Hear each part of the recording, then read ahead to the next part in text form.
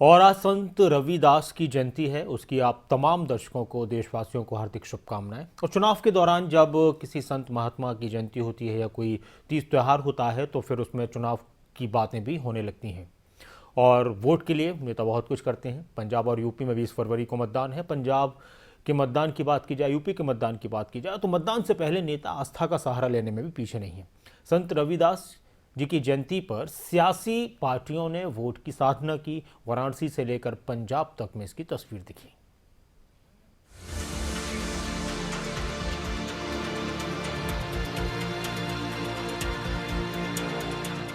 दर्शन, कीर्तन और कृपा। संत रविदास मंदिर में यूं तो हर साल भीड़ जुटती है, लेकिन इस बार वो चेहरे भी यहाँ दिखे जो अमूमन हर साल यहाँ नहीं दिखते। सुबह प्रधानमंत्री मोदी जहाँ दिल्ली के रविदास मंदिर पहुंचकर पूजा अर्चना करते दिखे, वहीं गुरु की जन्मस्थली वाराणसी में नेताओं का जमघट लगा।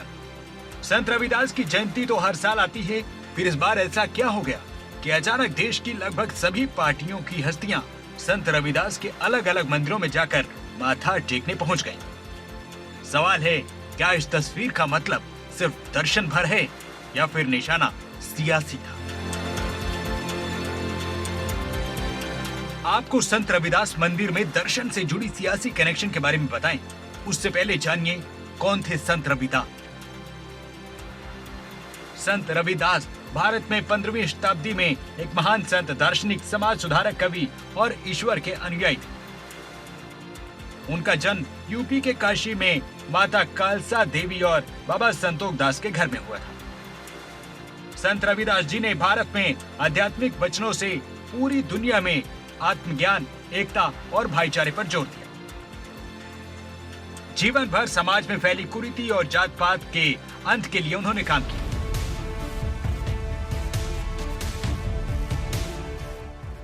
पंजाब और यूपी में चुनाव के बीच शायद ही कोई दल हो जिसका नेता गुरु के दर पर माथा टेकने नहीं पहुंचा। राजनीतिक जानकारी से यूपी और पंजाब में दलित वोटर्स को साधने की कोशिश के तौर पर देख रहे हैं। यही वजह है कि कोई भी नेता इसमें पीछे नहीं रहना चाहता। यूपी के सीएम योगी आदित्यनाथ ने सुबह सिर गोवर्धन में पहुंचकर मत्था टेका।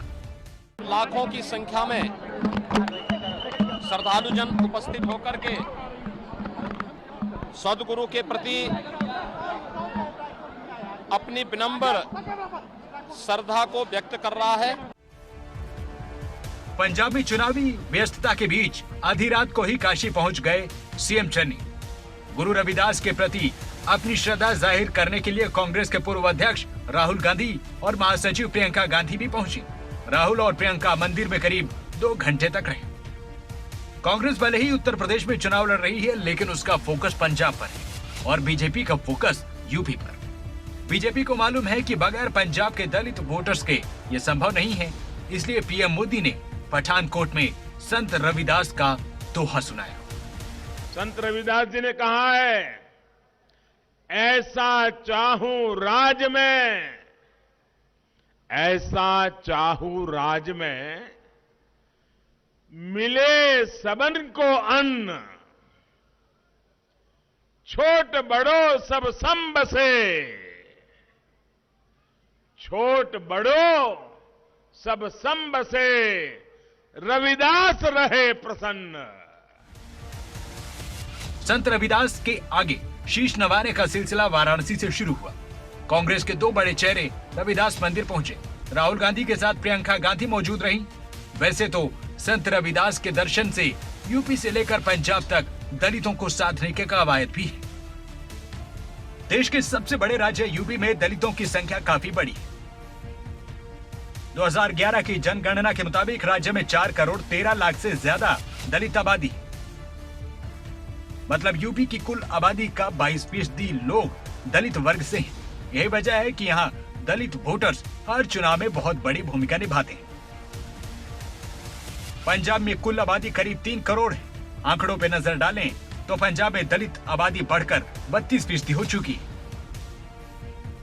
इस वजह से पंजाब में दलित वोटों पर सबकी नजर है।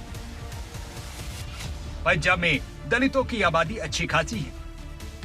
देश में दलितों की सबसे ज्यादा आबादी पंजाब में ही है।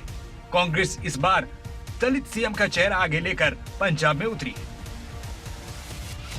इसीलिए उसके सियासी दर्शन के मायने समझे जा सकते हैं। मौका चुनावी है और वोट जरूरी, इसलिए वोट की खातिर सियासी दर्शन भी जरूरी है और इसमें कोई नेता पीछे नहीं। न्यूज डेस्क रिपोर्ट, खबरें अभी तक।